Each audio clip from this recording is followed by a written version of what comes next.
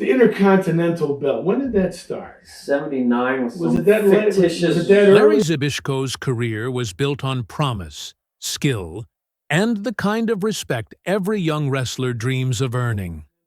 As the protégé of Bruno Sammartino, a wrestling legend revered by fans worldwide, Larry was seen as the future of the sport. Fans admired him, promoters trusted him, and his path to greatness seemed clear. But in wrestling, just like in life, one moment can change everything. For Larry, that moment came on a single night in 1980, during what was supposed to be a friendly exhibition match with his mentor. What unfolded wasn't just shocking, it was heartbreaking. In an instant, Larry's actions tore apart years of trust, respect, and goodwill, turning him from a beloved rising star into one of wrestling's most hated villains.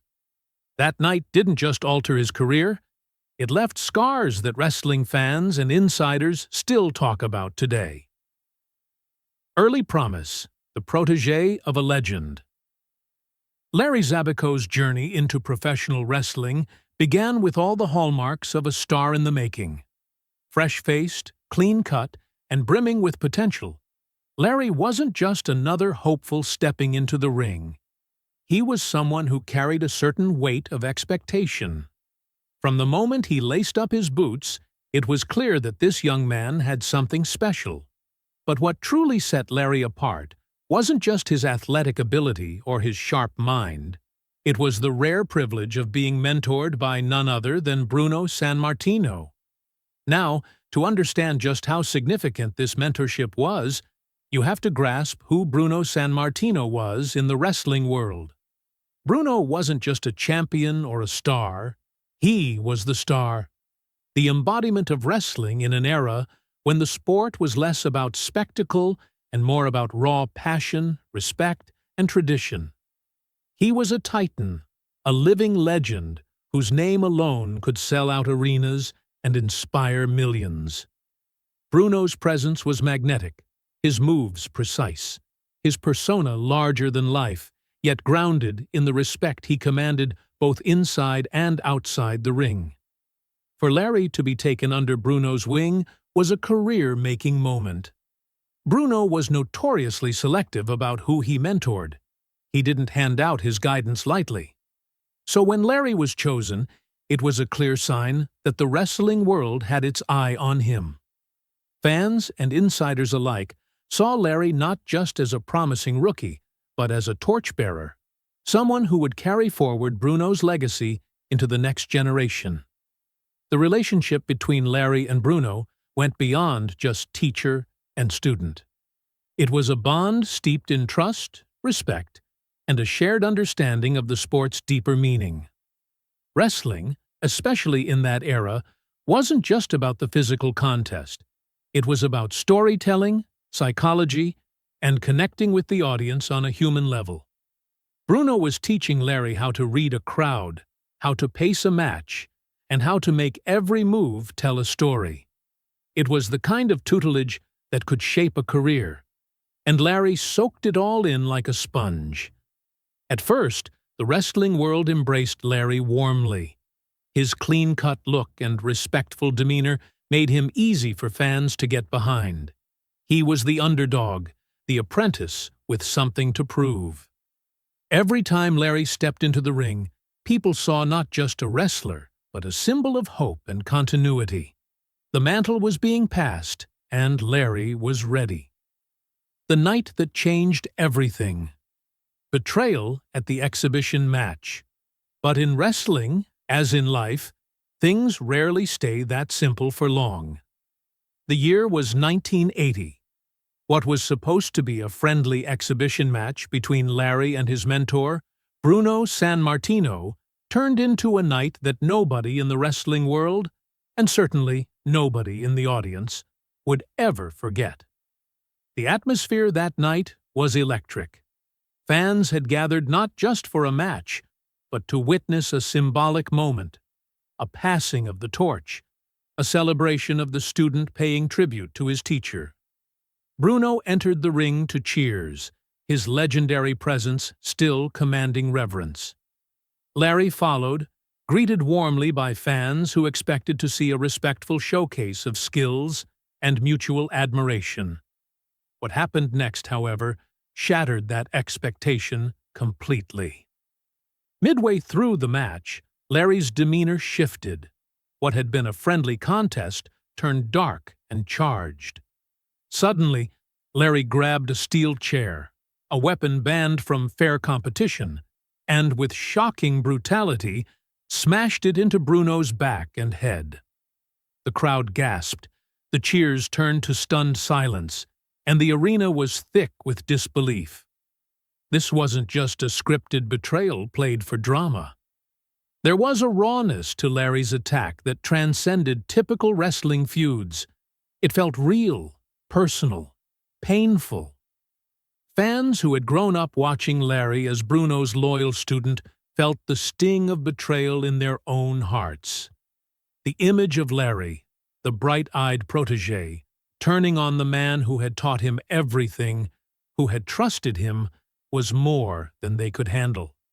Many in the audience whispered, "Did he go too far? Is this really part of the show?"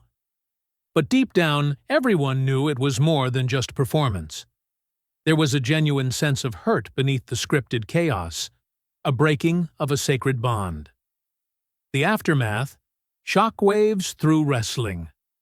The repercussions of that night rippled through the wrestling community like a seismic shockwave. For fans, Larry's act wasn't just a heel turn or a storyline twist, it was a betrayal of trust. He wasn't just playing the villain, he became the villain. The cheers he once received turned to boos so loud and fierce they could shake the rafters.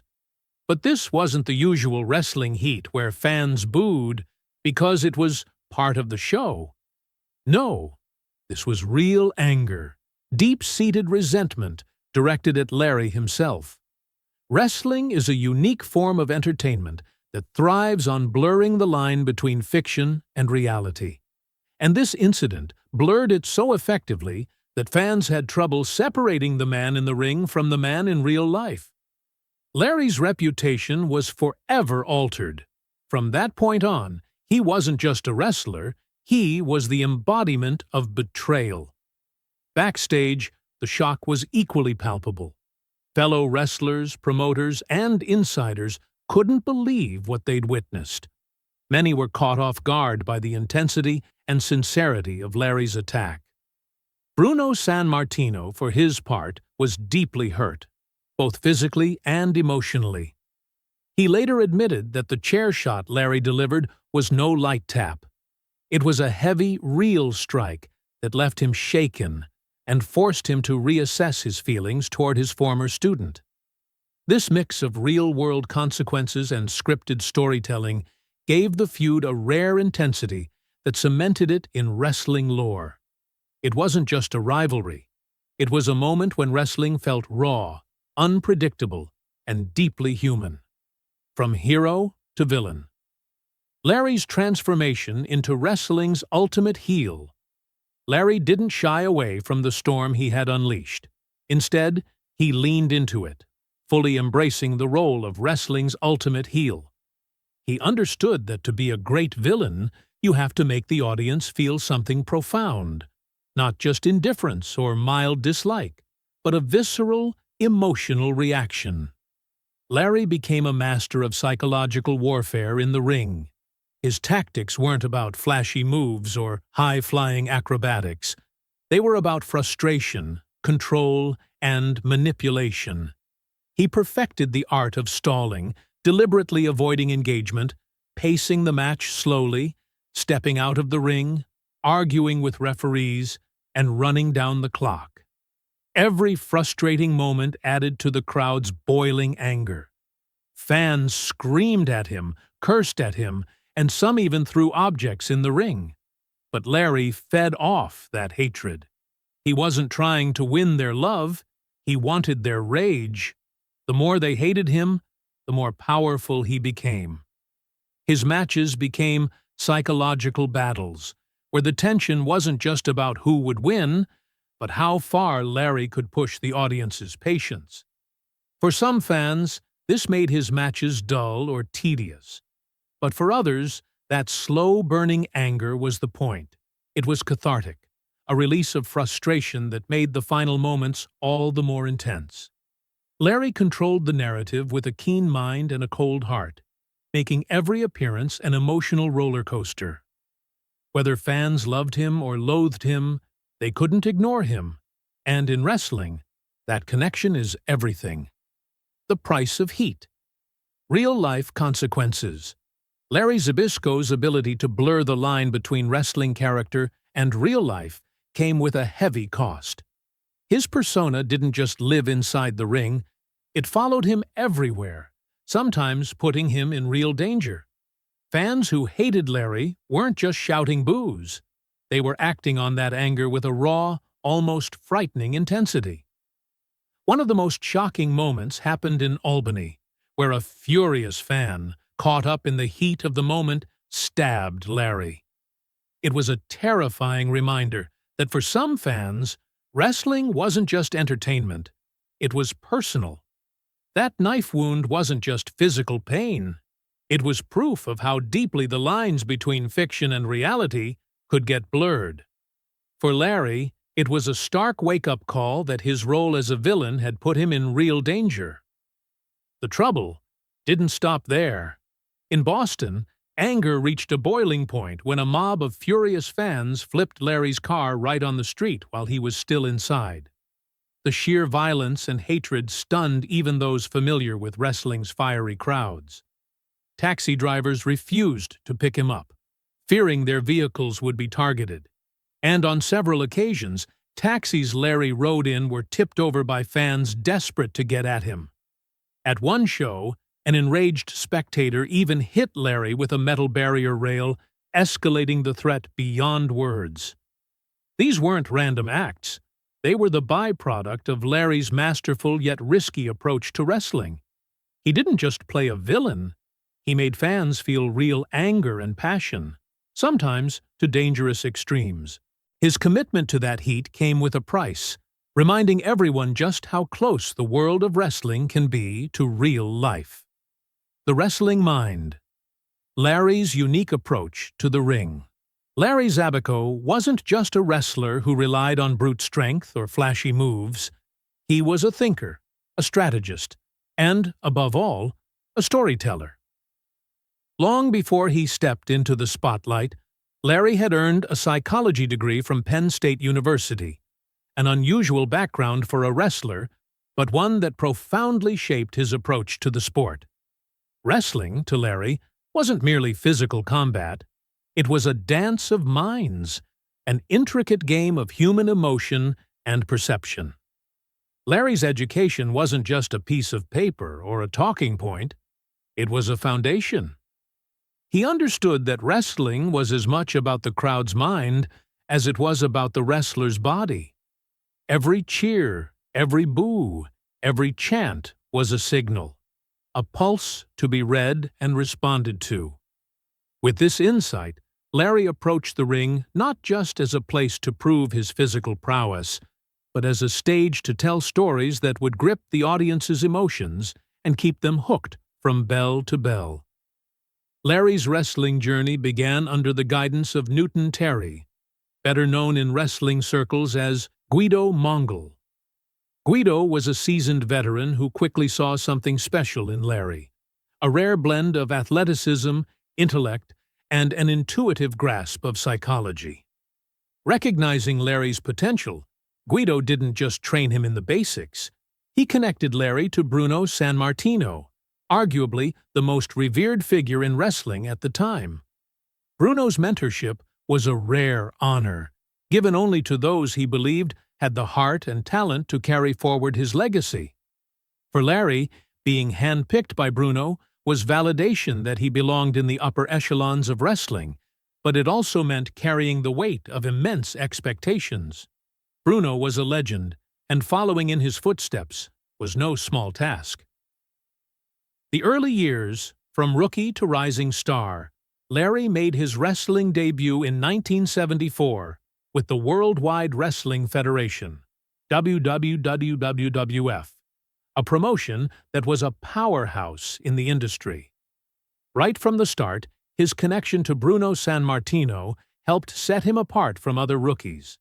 Fans weren't just watching another newcomer. They were watching Bruno's protégé. And that association gave Larry instant credibility. But Larry wasn't content to rely solely on his mentor's name.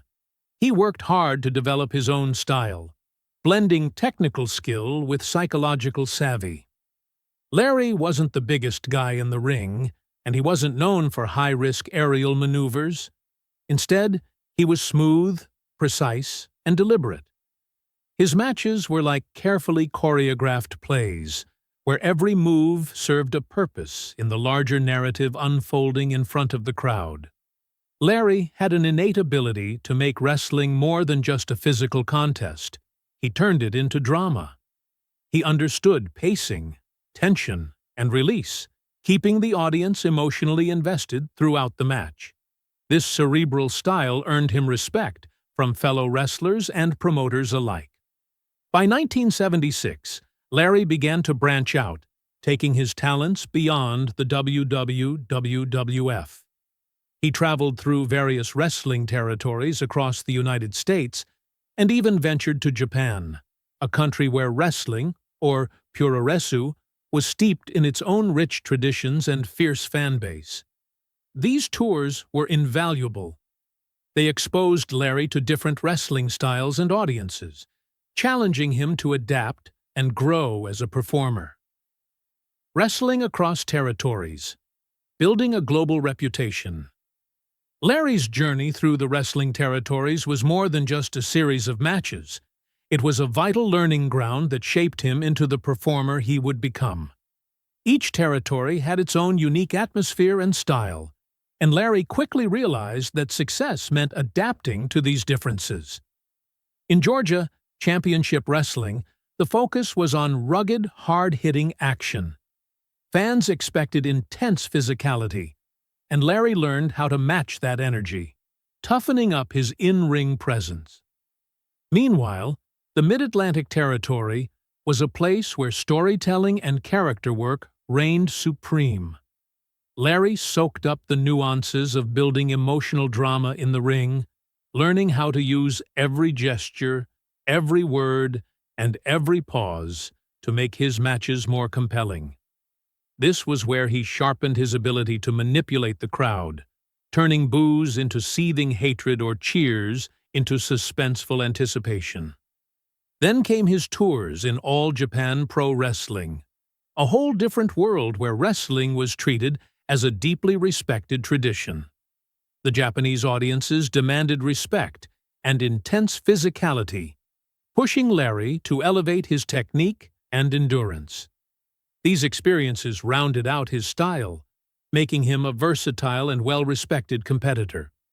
When Larry returned to the WWF at year full-time in 1978, he was noticeably more polished and confident.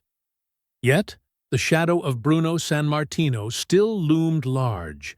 While being Bruno's protégé granted him instant credibility, it also came with heavy expectations. Fans wanted Larry to follow in Bruno's footsteps, to honor his mentor's legacy, sometimes limiting Larry's freedom to fully explore and express the darker, more complex aspects of his evolving character. This tension would soon set the stage for the dramatic turns in his career that followed. The feud that defined a career, Larry versus Bruno. The feud between Larry and Bruno Sammartino wasn't just another wrestling rivalry. It was the kind of deeply personal story that transcended the sport. At its heart, it was mentor versus protégé, loyalty clashing with betrayal, and old-school tradition facing off against rebellious ambition. Their bitter rivalry captivated fans not only because of the athleticism on display, but because of the raw emotions fueling every moment. This was a story people could feel. The showdown came on August 9, 1980, at Shea Stadium, where over 36,000 fans packed the stands to witness a brutal steel cage match that had been years in the making. The atmosphere was electric, crackling with tension as Bruno, the battle-hardened legend, fought with every ounce of his experience and honor. Opposite him, Larry was unrecognizable from the promising young wrestler he once was, now fully transformed into a relentless antagonist who wasn't afraid to challenge his mentor and defy expectations. Every slam, every desperate escape attempt was charged with emotion. The crowd was on the edge of their seats, caught between loyalty to Bruno and fascination with Larry's defiant intensity. When Bruno finally emerged victorious, it wasn't just a win, it was a passing of the torch. Larry had proven he wasn't just living in Bruno's shadow anymore. He was a star in his own right. This feud defined Larry's career, turning him from a hopeful student into one of wrestling's most magnetic villains. It was a dramatic, unforgettable moment that showcased wrestling's power to tell stories as real and complex as life itself. International tours and further feuds. After leaving the WWF in 1981, Larry returned to Japan, where his reputation was solid and growing. Wrestling in Japan was a test of endurance and respect, and Larry's style, both physical and psychological, resonated deeply with the passionate Japanese fans. His tours there helped him cement an international reputation, proving his appeal transcended cultural boundaries. Back in the United States, Larry continued to stir the pot, this time by engaging in a heated rivalry with Bruno Jr., the son of his former mentor. This feud added another layer of personal history and intensity to his matches, bringing the story full circle. It wasn't just about wrestling anymore. It was a saga of family, legacy, and generational conflict. Larry also competed heavily in Georgia Championship Wrestling and the National Wrestling Alliance, NWA, where his controversial nature led to headline-grabbing moments. One of the most talked-about incidents involved Larry purchasing the NWA National Heavyweight Championship from Killer Tim Brooks, a move that shocked the wrestling community. This was no ordinary title change. Wrestling championships typically change hands through competition in the ring, symbolizing merit and skill. But Larry's purchase of the title was seen as unsportsmanlike and disrespectful to the tradition of wrestling.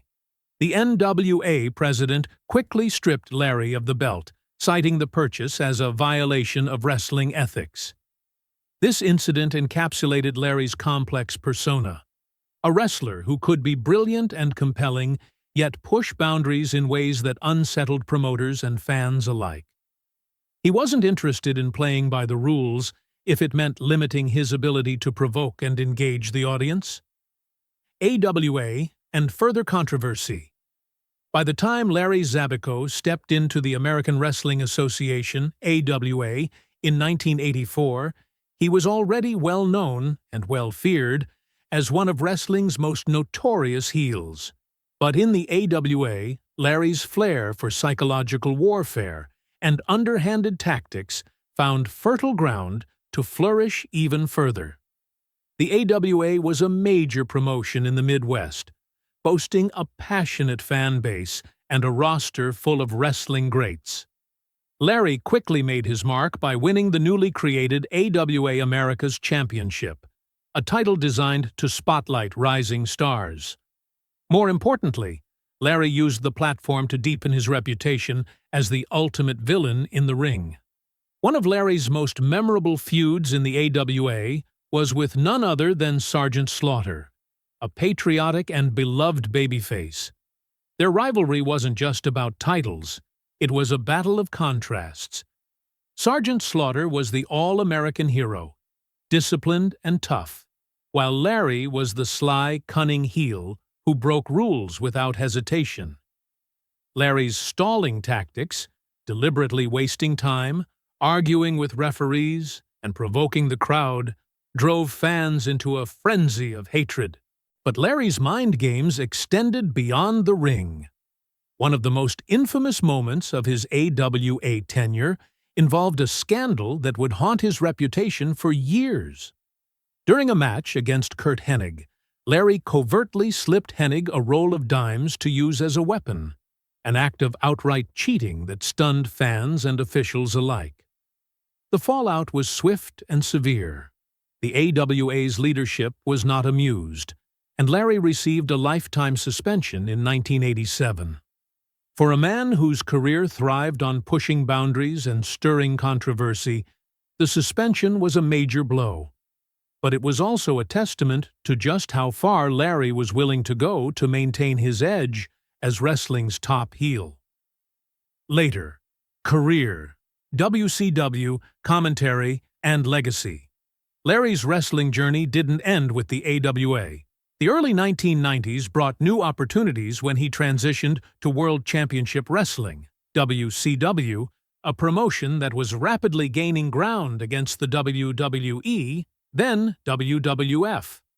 In WCW, Larry found a new chapter, forming the tag team known as the Enforcers alongside Arn Anderson, another respected veteran and master of the craft. Together, they blended technical prowess with a cold, calculated intensity. Larry also joined Paul E. Dangerously Dangerous Alliance, a faction notorious for its cunning and ruthless members. Though Larry found some success in WCW, most notably winning the WCW Television Championship, his career there had its ups and downs. His reputation as a controversial figure followed him, and the wrestling landscape was evolving with new stars and changing fan tastes.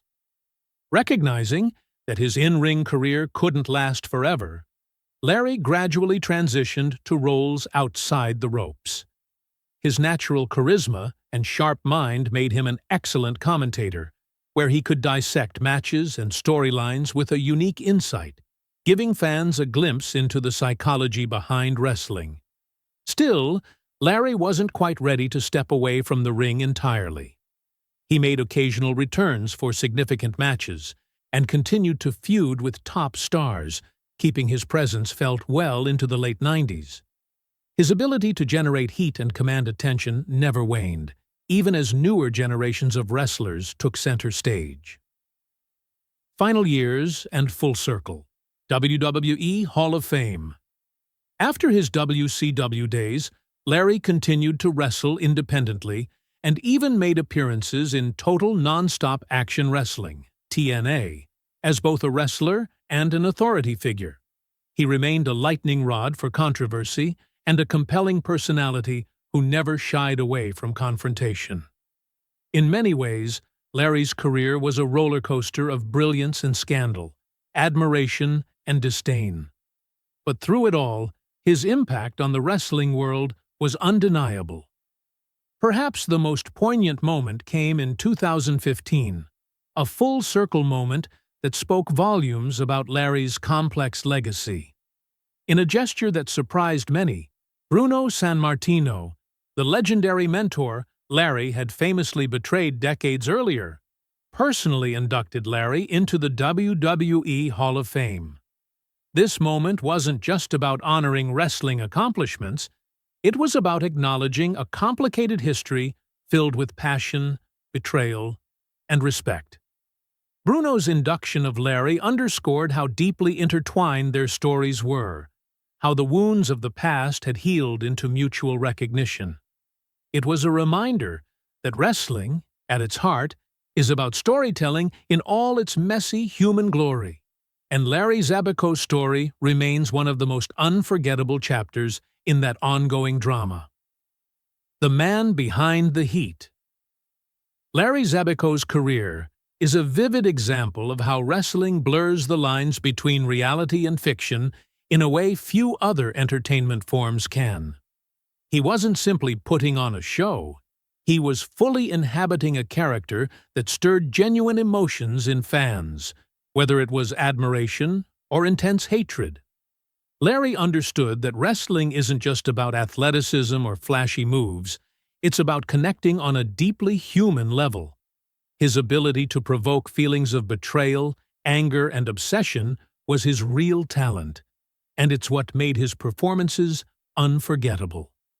What made Larry so compelling was his grasp of wrestling's unique storytelling power.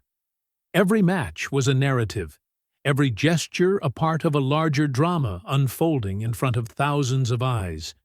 He knew how to build tension, how to push buttons, and how to turn the crowd's energy into an electric atmosphere that felt real, because, in many ways, it was. His career wasn't just about winning titles or big moments. It was about the emotional journey he took fans on. Despite controversies and the backlash he faced, Larry never shied away from his role. He challenged the status quo and embraced the complexity of being both loved and hated. This boldness cemented his legacy, not just as a wrestler, but as a master storyteller. Today, his impact is still felt, reminding us that wrestling is more than a sport. It's a human drama played out in the ring. Your one click can help us keep creating awesome stuff.